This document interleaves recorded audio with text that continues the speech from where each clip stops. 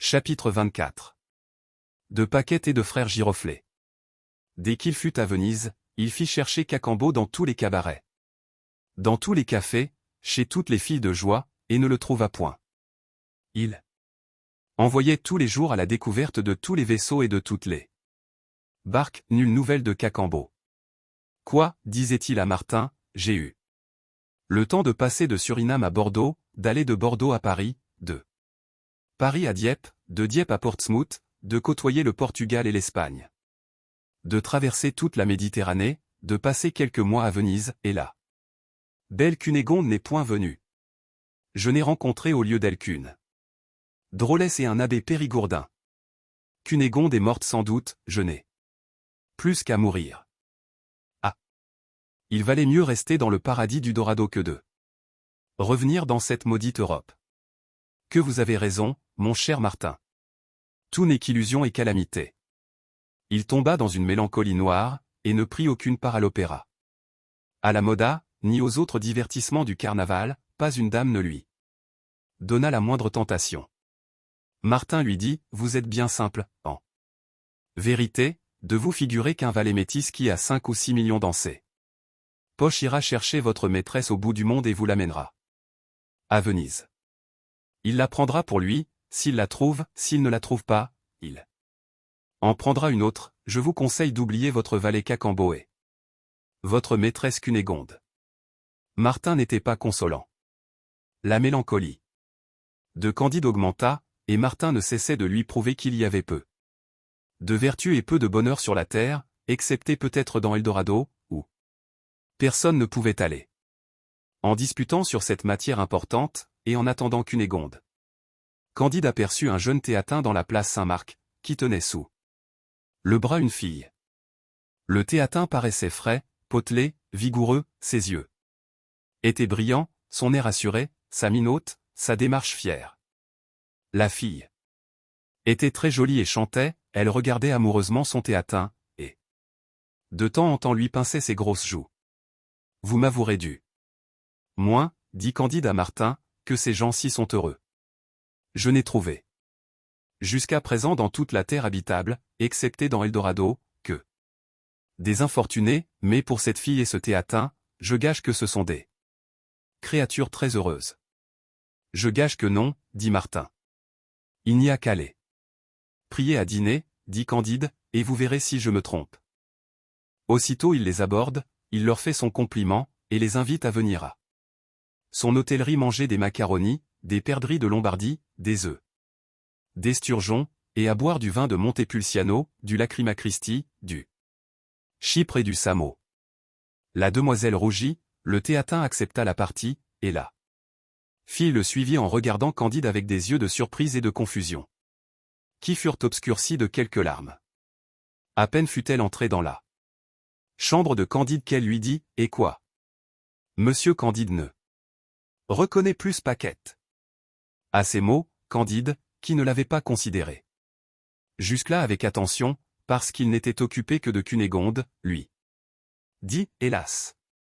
Ma pauvre enfant, c'est donc vous qui avez mis le docteur Pangloss dans le bel état où je l'ai vu? Hélas! Monsieur, c'est moi. Même, dit Paquette, je vois que vous êtes instruit de tout. J'ai su les malheurs épouvantables arrivés à toute la maison de Madame la Baronne. Et à la belle Cunégonde.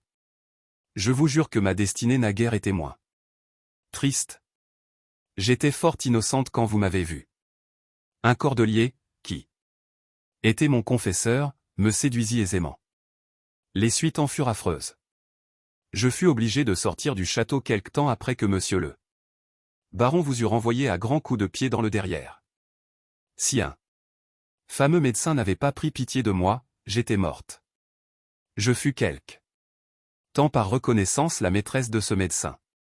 Sa femme, qui était jalouse à la rage, me battait tous les jours impitoyablement, c'était une furie. Ce médecin était le plus laid de tous les hommes, et moi la plus malheureuse de toutes les créatures d'être battue continuellement pour un homme que je n'aimais pas. Vous savez, monsieur, combien il est dangereux pour une femme acariâtre d'être l'épouse d'un médecin. Celui-ci, outre aider procédé de sa femme, lui donna un jour, pour la guérir d'un petit rhume. Une médecine si efficace qu'elle en mourut en 2 heures de tendant. Des convulsions horribles. Les parents de madame intentèrent à monsieur un procès criminel, il prit la fuite, et moi je fus mis en prison. Mon innocence ne m'aurait pas sauvé si je n'avais été un peu joli.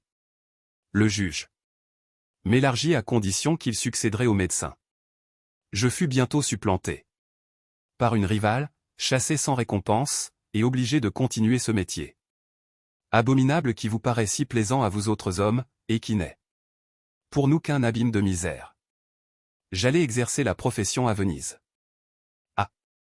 Monsieur, si vous pouviez vous imaginer ce que c'est que d'être obligé de caresser indifféremment un vieux marchand, un avocat, un moine, un gondolier, un abbé, d'être exposé à toutes les insultes, à toutes les avanies. D'être souvent réduite à emprunter une jupe pour aller se la faire lever par un homme dégoûtant, d'être volé par l'un de ceux qu'on a gagné avec l'autre, d'être rançonné par les officiers de justice, et de n'avoir en perspective qu'une vieillesse affreuse, un hôpital et un fumier, vous concluriez que je suis une des plus malheureuses créatures du monde. Paquette ouvrait ainsi son cœur au bon Candide, dans un cabinet, en présence de Martin, qui disait à Candide, vous voyez que j'ai déjà gagné la moitié de la gageure. Frère Giroflée était resté dans la salle à manger, et buvait un coup en attendant le dîner. Mais, dit Candide à Paquette, vous aviez l'air si gai, si content, quand je vous ai rencontré, vous chantiez, vous caressiez le théatin. Avec une complaisance naturelle, vous m'avez paru aussi heureuse que vous prétendez être infortuné. Ah! Monsieur, répondit Paquette, c'est encore la une des misères du métier.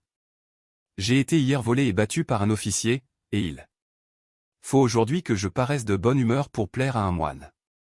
Candide n'en voulut pas davantage, il avoua que Martin avait raison. On se mit à table avec Paquette et le théatin, le repas fut assez amusant, et sur la fin on se parla avec quelque confiance.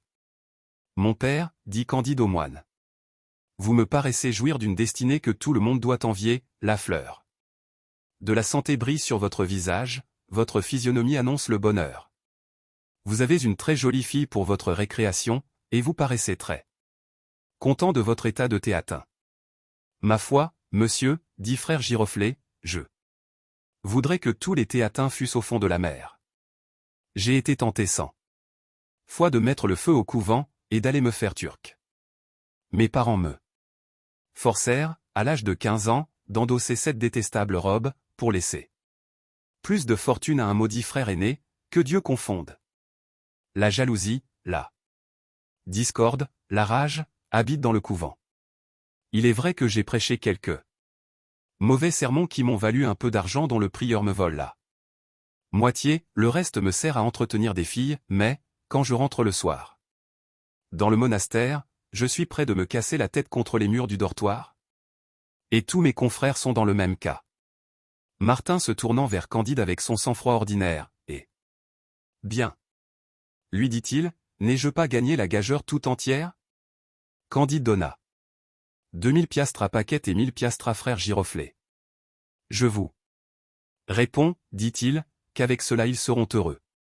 Je n'en crois rien du tout, dit Martin, vous les rendrez peut-être avec ces piastres beaucoup plus malheureux encore. Il en sera ce qui pourra, dit Candide, mais une chose me console, je vois qu'on retrouve souvent les gens qu'on ne croyait jamais retrouver, il se pourra bien faire qu'ayant rencontré mon mouton rouget Paquette, je rencontre aussi Cunégonde. Je souhaite, dit Martin, qu'elle fasse un jour votre bonheur, mais c'est de quoi je doute fort. Vous êtes bien dur, dit Candide. C'est que j'ai vécu, dit Martin. Mais regardez ces gondoliers, dit Candide, ne chantent-ils pas sans cesse? Vous ne les voyez pas dans leur ménage, avec leurs femmes et leurs marmots d'enfants, dit Martin. Le doge a ses chagrins, les gondoliers ont les leurs.